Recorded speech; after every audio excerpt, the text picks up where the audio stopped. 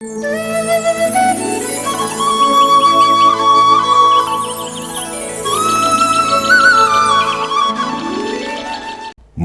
மழையில் நனைய மனமகிழ்வோடு உங்களை வரவேற்கிறோம்.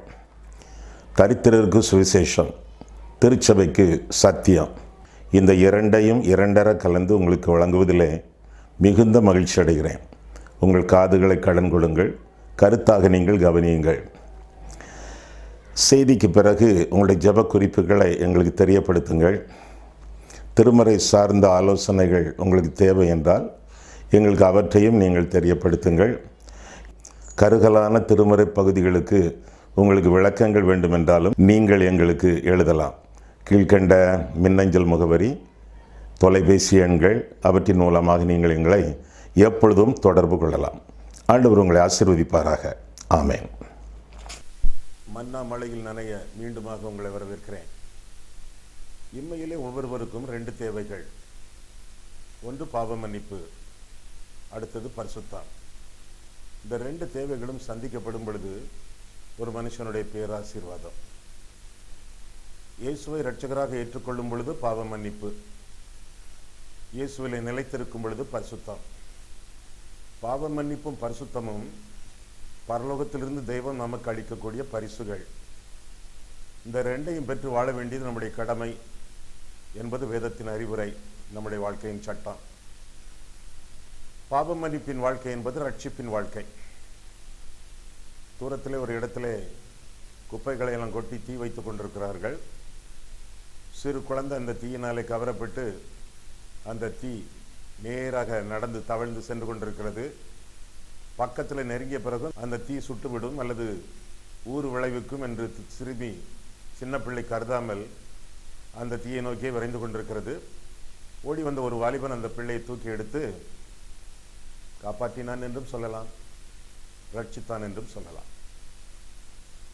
நரகத்தின் பாதையிலே விரைந்து கொண்டிருக்கக்கூடிய மக்கள் நரக அக்கினியிலே விழுந்து விடாமல், அக்கினியில் கடலிலே தள்ளப்படாமல் ஆண்டவருடைய ராஜ்யத்தின் பங்காளிகளாக மாற வேண்டும் என்று கருதி ஆண்டவர் ரட்சிப்பை ஏற்படுத்தினார்.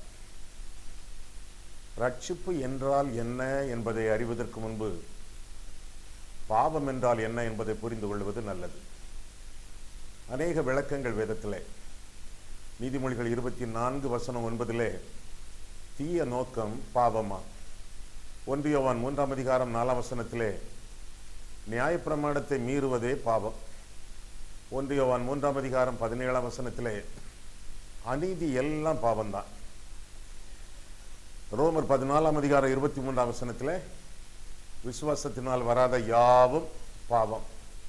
ஒருவன் நன்மை செய்ய அறிந்தவனாய் இருந்தும் அதை செய்யாமல் போனால் அது அவனுக்கு பாவமாக இருக்கும் என்று சொல்லி யாக்கோபு 4:17 நாம் வாசிக்கிறோம். இப்படியாக பாவத்திற்கு பல விளக்கங்கள் வேதத்தில் சொல்லப்படும் பொழுது பாவம் என்ற வார்த்தையும் பாவங்கள் என்ற வார்த்தையும் வேதத்தில் பயன்படுகின்றன. பாவம் என்றால் ஒரு அர்த்தம், பாவங்கள் என்றால் இன்னொரு அர்த்தம். பாவங்கள் செய்வதனாலே நாம் பாவிகள் அல்ல, இந்த உலகத்தில் நாம் பிறந்ததினாலேயே பாவிகள். இதோ நான் துர்க்குணத்தில் உருவானேன், என் தாய் என்னை பாவத்தில் கற்பந்தரித்தாள் என்று சொல்லி சங்கீதக்காரன் பாவரிக்கை பண்ணுவதாக 51ஆம் சங்கீதம் 4-5 வசனங்களிலே நாம் வாசிக்கிறோம். பாவங்கள் செய்வதனாலே நாம் பாவிகள் அல்ல, இந்த உலகத்திலே நாம் பிறந்ததினாலே பாவிகள். என்ன காரணம்? ஒரே மனிதனுடைய மீறுதலினாலே, அந்த ஒரே மனிதன் ஆதாம், ஒரே மனிதனுடைய மீறுதலினாலே பாவம் உலகத்திலே புகுந்து மரணம் உலகத்தை ஆண்டு கொண்டது என்று சொல்லி நாம் வேதத்திலே வாசிக்கிறோம். ஆதாமுடைய கீழ்ப்படியாமையினாலே அனைவரும் பாவிகள். நம்முடைய பெற்றோரெல்லாம் அவர்கள் காலம் கடந்து செல்லும் பொழுது நமக்கு சில சொத்துக்களை எழுதி தந்து விட்டு போனார்களே, சில வீடுகள், வயல்கள், தோப்புகள், சில பொருட்கள், நகைகள், இதையெல்லாம் சொத்தாக தந்து விட்டு போனார்களே. அதுபோல நம்முடைய ஆதி பெற்றோராகி ஆதாம் ஏவாள் நமக்கு விட்டு போன சொத்து பாவம். அவருடைய பிள்ளைகளாக நாம் பிறந்ததினாலே அவருடைய பாவத்தன்மையோடு இந்த உலகத்தில் நாம் பிறக்கிறோம். அந்த பாவத்தன்மையோடு நாம் பிறந்ததினாலே அந்த பாவத்தன்மை நம்மை பாவங்கள் செய்ய தூண்டுகிறது. எல்லாரும் பாவம் செய்து தேவ மகிமையற்றவர்களாகி போனோம், நன்மை செய்கிறவன் இல்லை, ஒருவனாகிலும் இல்லை என்று சொல்லி ரோமர் 3:23 நாம் வாசிக்கிறோம். ஆக தன்மையினாலும் நாம் பாவிகள், செயல்களாலும் நாம் பாவிகள், பிறவியிலும் நாம் பாவிகள், கிரியைகளிலும் நாம் பாவிகள். நாமெல்லாம் பாவிகள் என்று சொல்லி வேதம் நமக்கு கற்றுக் கொடுக்கிறது. ஐயா, தொட்டில் கிடக்குது ஒரு சின்ன பிள்ளை, பேபி, சிசு, அதெல்லாம் பாவியா? பாவி, அப்பாவி அல்ல. அந்த பிள்ளையும் பாவி என்று சொல்லி வேதம் சொல்கிறது. துர்க்குணத்தில் உருவானேன், தாய் என்னை பாவத்தில் கர்ப்பந்தரித்தாள் என்று சொல்லி வேதம் நமக்கு கற்றுக் கொடுக்கிறது. ஆமா, சின்ன பிள்ளைகள் எதுக்கெடுத்தாலும் அழுதுகிட்டே இருக்காங்களே, என்ன கொடுத்தாலும் கேட்க மாட்டேங்காங்க. பாலை கொடுத்து பார்த்தாச்சு, பின்ன அவங்க கேட்ட விளையாட்டு பொருளை கொடுத்து பார்த்தாச்சு, என்னதெல்லாமா கொடுத்து பார்த்தாலும் பிள்ளைகள் அழுகையை நிப்பாட்டலையே. ஏன்?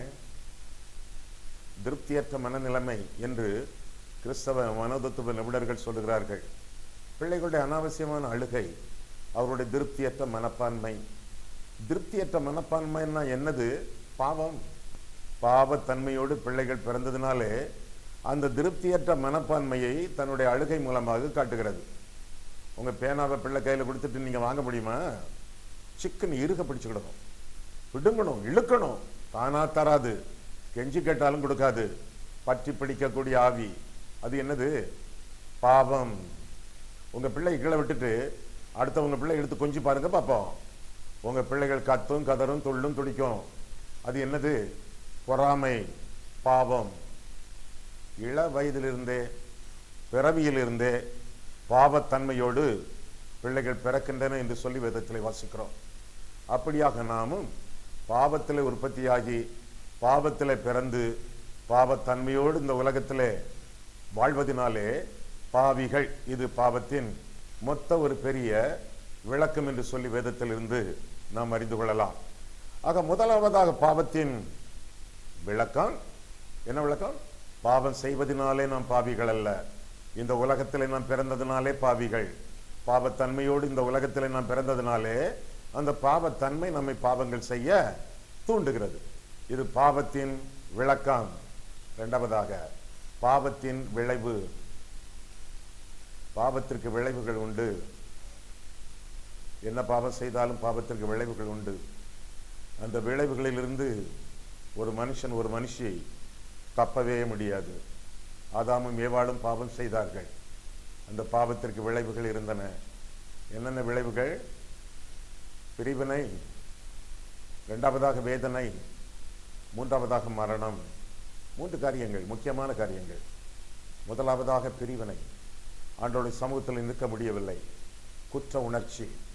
ஆண்டவருடைய சமூகத்தை விட்டு அவர்கள் ஒளிந்து கொள்ள பிரயாசப்பட்டார்கள். ஆண்டவர் அவர்களை பாவத்தை மன்னித்தாலும், மிருகத்தின் தோலை கொன்று ரட்சிப்பின் ஆடையாக உடுத்தினாலும் அவர்களால் தோட்டத்தில் இருக்க முடியவில்லை. ஏதேன் தோட்டத்தை விட்டு துரத்தி அடிக்கப்பட்டார்கள். கடவுளுக்கு மனுஷனுக்கு இடையே சுடரொளி பட்டயம் என்று சொல்லி வேதத்திலே வாசிக்கிறோம். பாவம் மனுஷனை தேவனை விட்டு பிரிக்கிறது. ஏசாயா 59:2 வாசிக்கிறோம். உங்கள் அக்கிரமங்களே உங்களுக்கு உங்கள் தேவனாகிய கர்த்தருக்கும் இடையே பிரிவினை உண்டாக்கிட்டு என்று சொல்லி வேதம் சொல்கிறது. பாவம் ஒரு மனுஷனை கடவுளை விட்டு பிரிக்கிறது. பாவம் ஒரு மனுஷனை அவனுடைய நண்பனிடமிருந்து, அயலனிடமிருந்து பிரிக்கிறது. பாவம் ஒரு மனுஷனை அவனை விட்டே பிரிக்கிறது. பாவ மனுஷனை தேவனை விட்டு பிரிக்கிறது. பாவ மனுஷனை அயலானிடமிருந்து பிரிக்கிறது. ஒருத்தருக்கு ஒருத்தர் சண்டை. எதுக்கு? ஏதோ ஒரு பாவம் யாரோ ஒருத்தர் பண்ணியிருக்காங்க, அல்லது 2 பேரும் பண்ணியிருக்காங்க. பாவத்தினாலே பிரிவினை. என்ன? ஒரு சிலருக்கு வாழவே இஷ்டம் இல்லை. அவங்களுக்கு அவங்களுடைய பாவம் பெரியது. தலைக்கு மேல சுமக்க கூடாத ஒரு பெரிய பாரம். தங்களையே நேசிக்க முடியல, செத்து தொலைப்போம் என்று சொல்லி தற்கொலை பண்ணி கொள்கிறார்கள். தற்கொலை என்ன? பாவம் அவர்களை விட்டே பிரித்தது. பாவத்தின் முதலாவது பலன் பிரிவினை.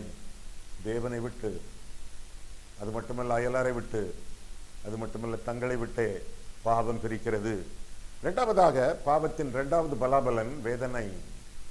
ஆதாமும் ஏவாளும் பாவம் செய்தார்கள், பிரிக்கப்பட்டார்கள், ஏதேன் தோட்டத்தை விட்டு துரத்தப்பட்டார்கள்.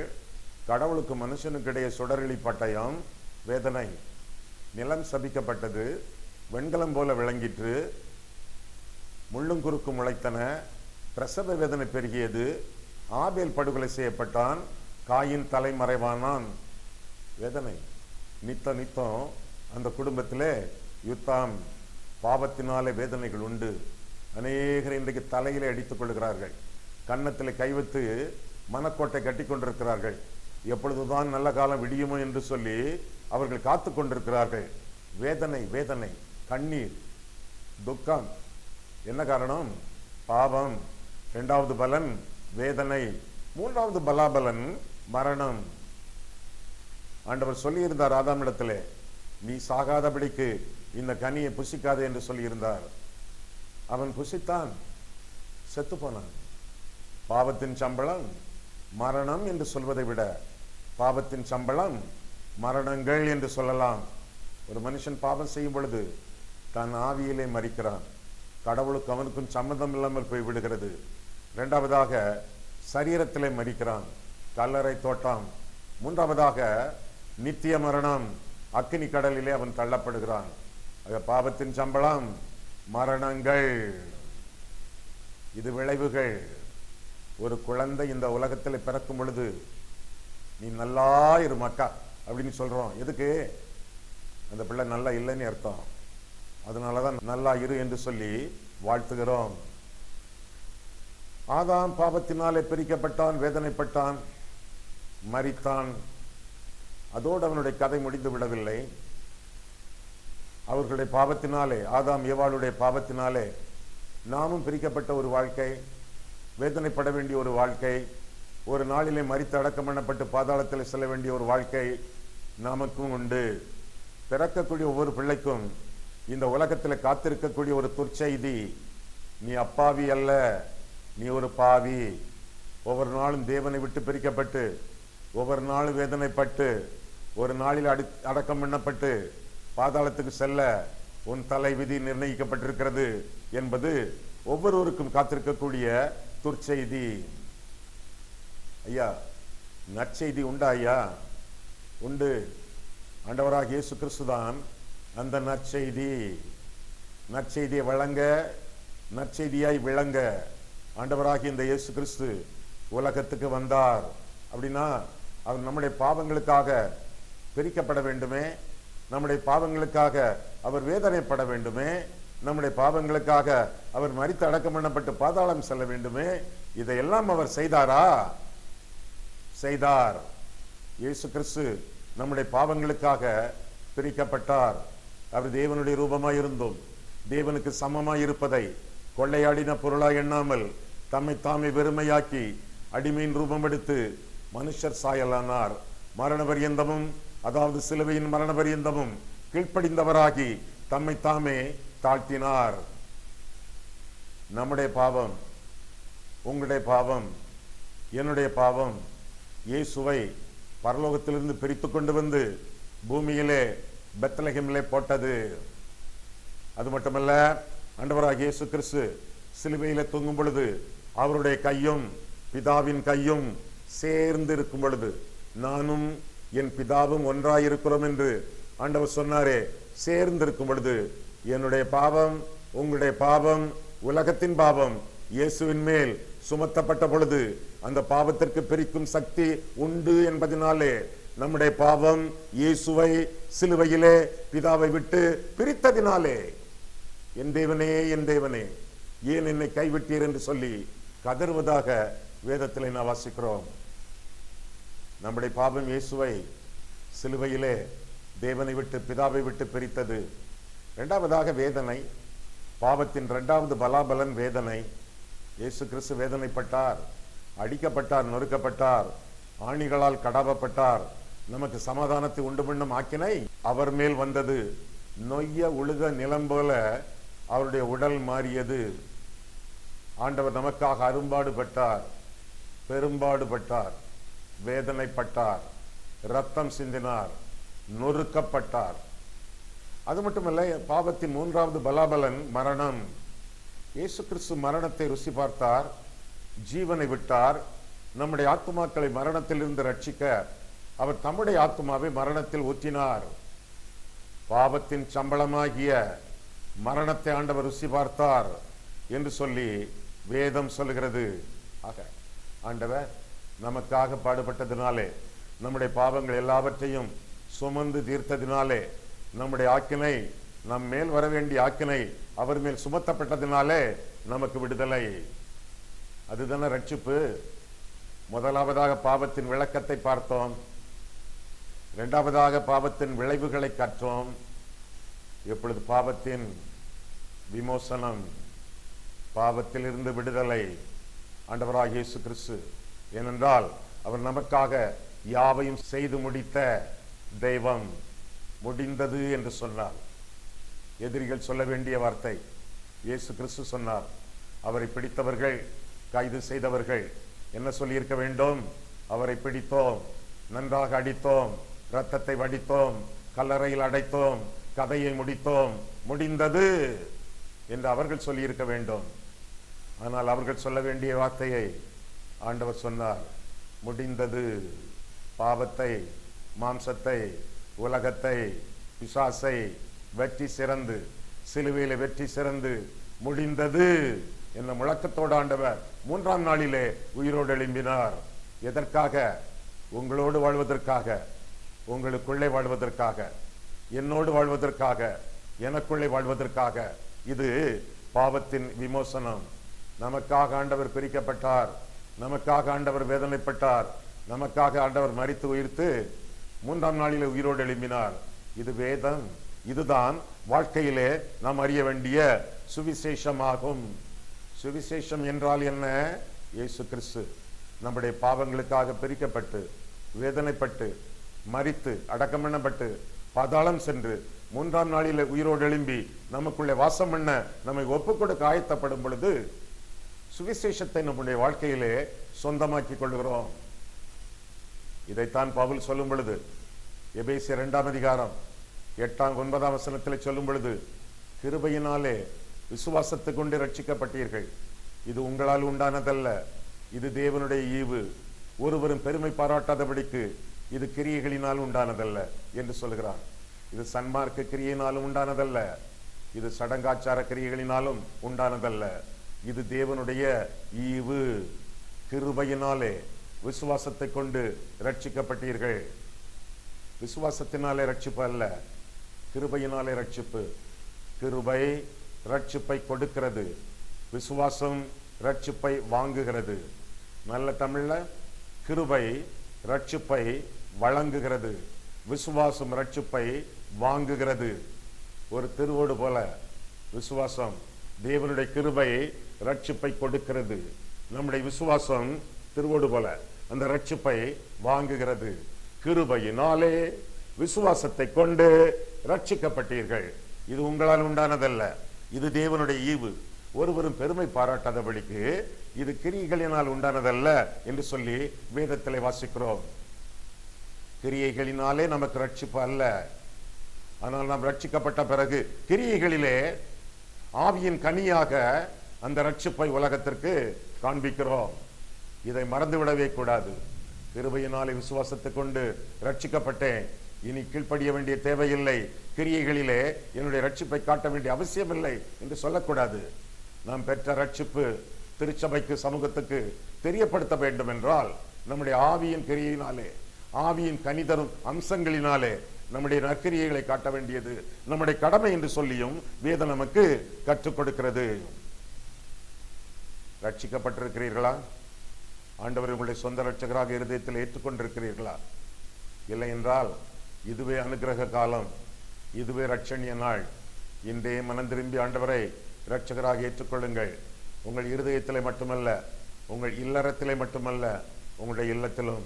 இன்றைக்கு இந்த வீட்டுக்கு ரட்சிப்பு வந்தது என்று சொல்லி சகைவின் வீட்டிலே ஆண்டவர் சொன்னாரே, அதே ரட்சிப்பு உங்களுடைய வாழ்க்கை முழுவதும் ஆக்கிரமிக்க, ஆளுகை செய்ய, ஆசீர்வதிக்கப்பட உங்களை ஆண்டவருக்கு அர்ப்பணிப்பது நல்லது. ஐயா, எனக்கு ரட்சிக்கப்பட்ட மாதிரியும் இருக்கு, ரட்சிக்கப்படாத மாதிரியும் இருக்கு, நான் ரட்சிக்கப்பட்டேங்கிறதுக்கு என்னையா நிச்சயம்?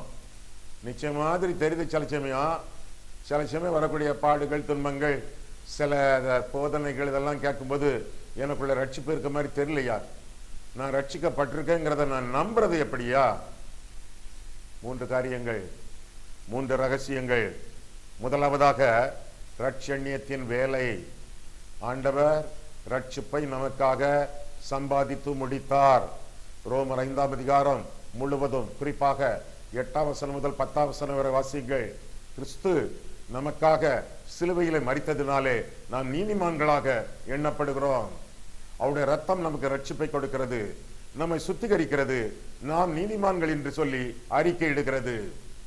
இரண்டாவதாக, முதலாவதாக கிறிஸ்துவின் வேலை, இரண்டாவதாக திருமறை வேதம், பரிசுத்த வேதாகமத்தின் சாட்சி, திருமறையின் சாட்சி. முதலாவதாக கிறிஸ்துவின் வேலை, மரணம்.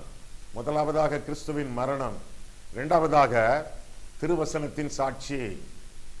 யோவான் 1ஆம் அதிகாரம் 12ஆம் 13ஆம் வசனங்களிலே வாசிக்கும் பொழுது, அவருடைய நாமத்தின் மேல் விசுவாசம் உள்ளவர்களாய் அவரை ஏற்றுக்கொண்டவர்கள் எத்தனை பேர்களோ அத்தனை பேர்களும் தேவனுடைய பிள்ளைகளாகும்படி அவர்களுக்கு அதிகாரம் கொடுத்தார்.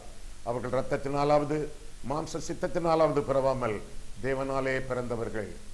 நீங்கள் தேவனாலே பிறந்தவர்கள், மறுபடியும் பிறந்தவர்கள், ரட்சிக்கப்பட்டவர்கள் என்பதற்கு வசனத்தின் சாட்சி.